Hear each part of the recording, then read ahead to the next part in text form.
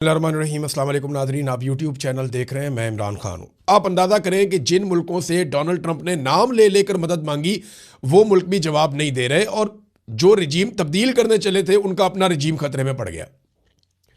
अब आ जाए नेतन्याहू पे, तो नेतन्याहू गायब है, इसका मामला तूल पकड़ता जा रहा है। पिछले साल आपको याद है जब ईरान ने बमबारी की थी तो जो बिल्डिंग तबाह हुई थी उस पर खड़े होकर नेतन्याहू ने बताया था कि मैं यहां पे हूं, और एक जेस्चर शो किया था। वो नेतन्याहू अब किधर है, कोई समझ नहीं आ रही। दुनिया भर के अंदर ये सवाल पूछा जा रहा है कि नेतन्याहू मारा गया, नेतन्याहू जख्मी हो गया, किधर गया। लेकिन दो तीन पॉसिबिलिटीज है ना सामने ना आने की। अपनी मौजूदगी का सबूत नेतन्याहू नहीं दे पा रहा, हालांकि देना चाहिए। जो वीडियो नेतन्याहू की आती है उसके ऊपर इल्जाम लगता है कि ये आर्टिफिशियल इंटेलिजेंस की वीडियो है, क्योंकि कुछ रिपोर्टर ऐसे हैं, खासतौर पर एक रिपोर्टर की वीडियो भी वायरल हुई है जिसने खड़े होकर बताया कि नेतन्याहू का ये घर है, इसके ऊपर मिसाइल से अटैक हुआ, और जिस वक्त अटैक हुआ नेतन्याहू यहां था, ये दावा किया गया। ईरान ने सऊदी अरब पे होने वाले जो ड्रोन हमले हैं और जो मिसाइल हमले हैं उनसे अपने आप को अलग कर लिया। उन्होंने कहा ऐलान ला ताल्लुक की हमने किए ही नहीं, हमने सिर्फ फौजी अड्डों को निशाना बनाया। सऊदी अरब के अंदर जो दीगर तनसीबात को निशाना बनाया गया है, चाहे वो ड्रोन आए हैं चाहे वो मिसाइल आए हैं, उनका ईरान के साथ कोई ताल्लुक नहीं है, ये उन्होंने दावा किया। और ये भी कहा कि सऊदी अरब इसकी एक तहकीकात करवा ले, इसकी एक इंक्वायरी करवा ले कि ये ड्रोन्स और मिसाइल कहाँ से आए हैं। इसका इल्ज़ाम ईरान जो है वो इसराइल और अमेरिका पे लगाता है। वो ईरानी फ़ौज के तर्जुमान ने भी ये कहा और ईरान के वज़ीर ख़ारजा ने भी यही बात की।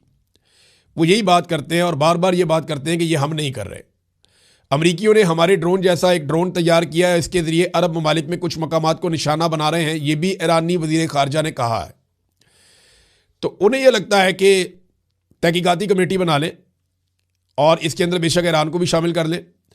ईरानी वज़ीर ख़ारजा ने कहा कि मुमकिन है कि अरब ममालिक में शहरी अहदाफ पर होने वाले हमलों के पीछे इसराइल हो। ईरान ने खलीजी ममालिक में किसी भी शहरी या रिहायशी इलाके को निशाना नहीं बनाया। अमरीकी साख्ता ड्रोन लोकस भी खित्ते में अहदाफ पर हमलों में मुलव्वस हो सकता है। तेहरान ऐसे इक़दामात को खुशामदीद कहता है जो जंग के मुकम्मल खात्मे की तरफ ले जाएं। अब ये ईरान कह रहा है जी हम नहीं मार रहे। अच्छा, जो स्टेटमेंट सऊदी अरब की जानिब से आ रहे हैं, देखें मोहम्मद बिन सलमान फिलहाल खामोश हैं, लेकिन जो उनके बहुत करीबी लोग हैं वो जब बात करते हैं तो वो मोहम्मद बिन सलमान की बात होती है। वहाँ सऊदी अरब में ऐसा नहीं होता कि MBS कुछ और सोच रहे हैं और बाकी सारे लोग कुछ और कह रहे हैं। अब यहाँ पे जो एक दो टोक जवाब आया सऊदी अरब की जानिब से, यानी सऊदी अरब के शहजादा तुर्की अल फैसल हैं, ये बहुत इंपॉर्टेंट शख्सियत हैं, ये साबिक इंटेलिजेंस के सरबराह भी हैं सऊदी अरब के, और ये रॉयल फैमिली है। ये वही बात करते हैं जो सऊदी अरब की बात होती है। तो उनसे जब पूछा गया कि असल खतरा कौन है, ईरान है या इसराइल है, इस पर उन्होंने बड़ा दो टोक जवाब दिया। उन्होंने कहा इस वक्त असल खतरा बिलाशुबा इसराइल ही है, जो हद से ज़्यादा ताकत हासिल कर चुका है और अब पूरे खित्ते को धमकाने लगा है। इसराइल ही मसाइल को हवा दे रहा है और उसे काबू में लाना ज़रूरी है। ये जनाब सऊदी अरब की सोच है। देखिए, अरब ममालिक ने ना बड़ा रिस्ट्रेंट का मुजाहरा किया है। जिस तरह ईरान ने इन ममालिक के अंदर अमरीकी फ़ौजी तनसीबात को निशाना बनाया, अरब ममालिक इस बात को समझते हैं कि ये फ़ौजी तनसीबात को निशाना बनाया जा रहा है, और अरब ये बात भी अब समझते हैं कि ये अमरीकी फ़ौजी तनसीबात जो यहाँ पे अड्डे मौजूद थे, ये अरबों की हिफाजत के लिए नहीं थे, ये अमरीकी मफाद के लिए थे। अरबों डॉलर भी हमसे ले लिए, और तब हिफाजत करने का वक्त आया तो सिर्फ इसराइल की हिफाजत के ऊपर तवज्जो दी गई। ये बात अब अरब समझते हैं, और ये बात वो बरमला कर भी रहे हैं। उनके तजियाकार ये बात कर रहे हैं, उनका मीडिया ये बात कर रहा है, और अरब हुकूमतें उनको ये बात करने से रोक भी नहीं रही। वहाँ पर डेमोक्रेसी नहीं है कि आप कोई भी बात करें। वहाँ जो बात होती है वो एक पॉलिसी के तहत होती है, और वो सब लोग ऐसी ही बात कर रहे हैं। नाजरीन, एक बार बार बात की जाती है कि भारतीय टैंकर्स को ईरान ने गुजरने दिया, और भारत के साथ ईरान के बड़े अच्छे ताल्लुकात हैं। भारत पाकिस्तान का, पाकिस्तान में कई लोग ये गेम उठाते हैं। देखिए, पाकिस्तान में चंद किस्म के लोग हैं जो ईरान की मुखालफत बिला वजह ही कर रहे हैं। एक तो वो लोग हैं जो मौजूदा मिलिट्री रिजीम के बेनिफिशरी हैं। मौजूदा जो मिलिट्री रिजीम है ना, वो ये समझता है कि उनका इक़्तिदार तब तक बाकी रह सकता है जब तक वो ट्रंप को खुश रखेंगे। तो ट्रंप को खुश रखने के लिए ईरान को खुश ना रखना ज़रूरी है, ईरान की मुखालफत करना ज़रूरी है। तो उनके जितने भी बाल बच्चे हैं ना, या बच्चे जमूरे हैं, वो सारे के सारे ईरान के खिलाफ बिला वजह हुए हैं। दूसरा, एक शिया सुन्नी का भी एक प्रॉब्लम है पाकिस्तान के अंदर, उस बुनियाद पे भी कई लोग बिला वजह ईरान के खिलाफ हैं, और एक बुग्स के अंदर जो है वो आपस में डले हुए हैं। ये अफसोसनाक है, लेकिन ये हकीकत है, इससे हम भाग नहीं सकते। तो अब यहां पे एक अधूरी खबर दी गई जनाब के 2 भारतीय टैंकर्स को गुजरने की इजाज़त दी ईरान ने। नहीं, वो एक सौदेबाजी हुई है। असल खबर ये है, जो फैक्ट चेक कर लेते हैं उसमें वो ये है कि ईरान ने आबनाए हुर्मत से सिर्फ 2 भारतीय टैंकर्स को गुजरने की इजाज़त दी है और इस शर्त पे दी है कि भारत इसके बदले में उन 3 ईरानी टैंकर्स को ईरान वापस भिजवाएगा जिन्हें भारत ने 10 फरवरी को अमरीकी ईमा के ऊपर जब्त कर लिया था। भारत ने पकड़ लिए थे 3 टैंकर ईरान के, अमेरिका के कहने पे। अब यहां से ईरान 2 टैंकर छोड़ा भारत के और वो 3 टैंकर वापस आएंगे। ये सौदेबाजी है। अधूरी खबर देकर ये कोशिश की जा रही है कि जैसे भारत और ईरान मिल गए और पाकिस्तान पे पता नहीं हमला करने वाले हैं। ऐसा नहीं है। ना ही ईरान पाकिस्तान पे हमला करने वाला है, ना ही वो अरब ममालिक पे हमला कर रहा है। वो ये कहते हैं कि ये हमले कोई और कर रहा है, हम सिर्फ फौजी अहदाफ को निशाना बना रहे हैं। नाज़रीन, ईरान ने बहुत सारे हथियार ऐसे हैं जिनको चलाया ही नहीं था। ये बात पहले ऐसा लगता था कि ईरान ने अभी तक क्यों नहीं चलाया, शायद ये बढ़ा चढ़ा के बता रहे हैं, लेकिन अब ये चीज़ें साबित हो रही हैं। पहली मरतबा ईरान ने सजील मिसाइल फायर किया है। बड़ा एक्यूरेट बैलिस्टिक मिसाइल है और 2000 किलोमीटर तक जाके ये मार करता है। तो ये पहली मरतबा सजील मिसाइल उन्होंने चलाया और इसकी वीडियो भी जारी की। उन्होंने दिखाया ये हमारा बड़ा कामयाब मिसाइल है और ये जाके हिट करेगा।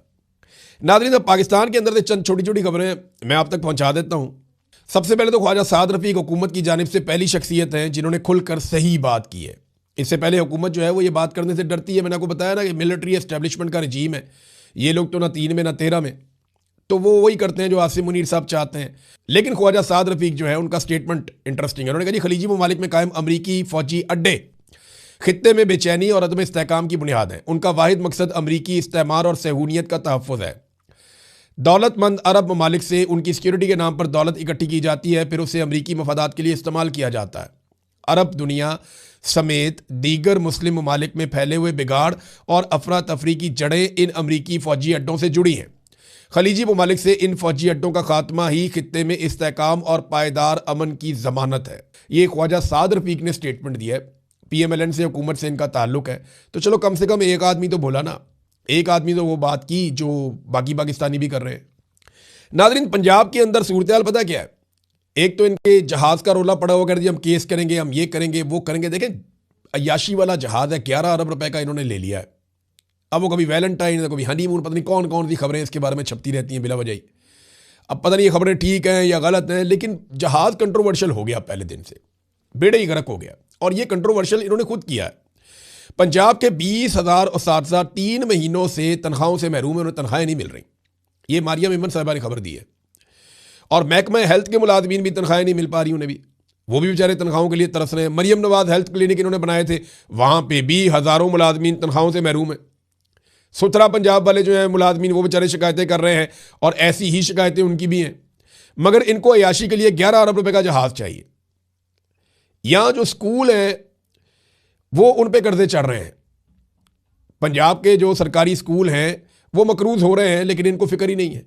बिजली के बिल वो अदा नहीं कर पा रहे। अफ्तारियों का इन्होंने ऐलान किया था, इतने फोटो लगाए मरियम नवाज के, लेकिन अफ्तारी नहीं करवा सके। 1 हफ्ता पहले ही इन्होंने प्रोजेक्ट ही बंद कर दिया। वो लोग खाना खाने के लिए पहुंचे, वहां अफ्तारी पे खाना ही नहीं था।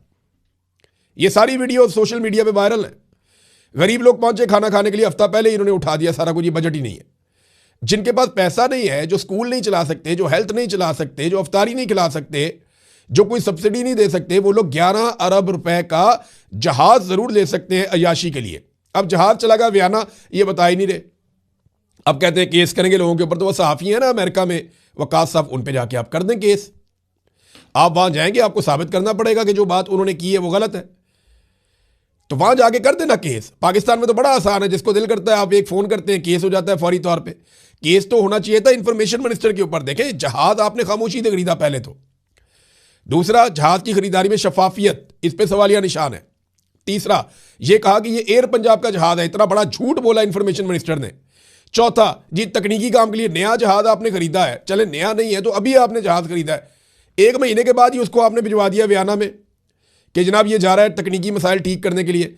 कौन से सीटों के कवर चेंज हो रहे हैं, कौन से अंदर डिजाइन चेंज हो रहे हैं, अयाशी के कौन से नए सामान जहाज के अंदर लग रहे हैं, ये बताया जाए ना कौम को कि कितनी अयाशी करें आप कौम के पैसों पे।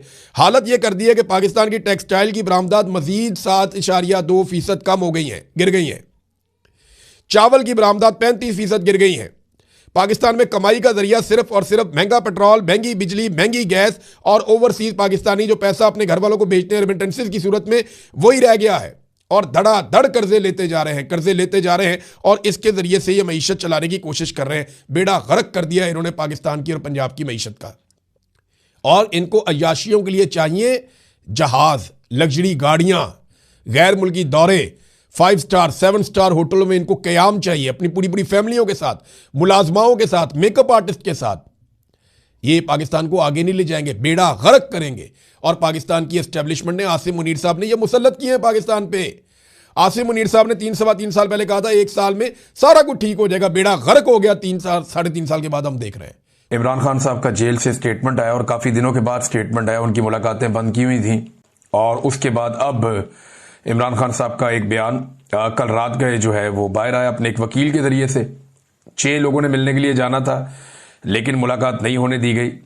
खासतौर पे पाकिस्तान की मिलिट्री एस्टेब्लिशमेंट ने इस बात का बंदोबस्त किया है कि सलमान अकरम राजा साहब की इमरान खान साहब से मुलाकात ना हो पाए। सलमान अकरम राजा साहब को इमरान खान साहब खासतौर पे मिलना चाहते हैं। उनके जरिए से वो पार्टी के जो रियल मामला आते हैं उनको चलाना चाहते हैं, लेकिन सलमान अकरम राजा साहब को मिलने नहीं दिया जा रहा। बहुत सारे और लोग हैं वो भी नहीं मिल पा रहे। बहरहाल एक वकील अंदर गए, वो मिलकर वापस आए और उन्होंने बताया कि इमरान खान साहब ने क्या कहा। अब उनके जरिए से मालूमात इमरान खान साहब तक पहुंची हैं। टीवी है नहीं उनके पास और अखबारात भी उनको नहीं दिए जा रहे, तो बाहर की मालूमात इमरान खान साहब के पास नहीं है। और जो मालूमात इमरान खान साहब को दी गई वो इसी तरह मिलनी थी कि वो वकील मिलने के लिए गया, उसने कोई बात बता दी। अब वो इतनी लंबी मुलाकात तो है नहीं जिसमें इमरान खान साहब को सारी सूरत बताई जाए और एक एक चीज पे जवाब लिया जाए। फिर एक ही बंदा मिलने गया है, अगर 2 4 5 लोग मिले तो फिर वो आपस में जब बात करते हैं, डिस्कशन होती है, तो ज्यादा चीजें बाहर आती है। बहरहाल जो इमरान खान साहब का बयान उनकी पार्टी ने जारी किया है उनके अपने ट्विटर अकाउंट पे, वो मैं आपको बता देता हूं कि इमरान खान साहब ने जेल में क्या कहा। मेरा अपनी पूरी कौम, अपने कारकुनान और पार्टी क़यादत को पैगाम है कि आपका कप्तान आज भी सीना तान कर खड़ा है, आपने घबराना नहीं है। लो जी, इमरान खान साहब तो वहीं पे खड़े। यहां पे सुहेल बड़ा इसने कॉलम लिख दिया, आर्मी चीफ ने ख्वाहिशात का इजहार कर दिया, डीजीआई एसपीआर से नीचे तक सब माफी का मुतालबा कर रहे हैं। पाकिस्तान के टीवी चैनल पे हर तरफ माफियों के मुतालबे हो रहे हैं, माफी मांगेगा नहीं मांगेगा, वो उधर ही खड़ा है। मेरा अपनी पूरी कौम, अपने कारकुनान और पार्टी की आदत को पैगाम है कि आपका कप्तान आज भी सीना तान कर खड़ा है, आपने घबराना नहीं है। ये जी इमरान खान।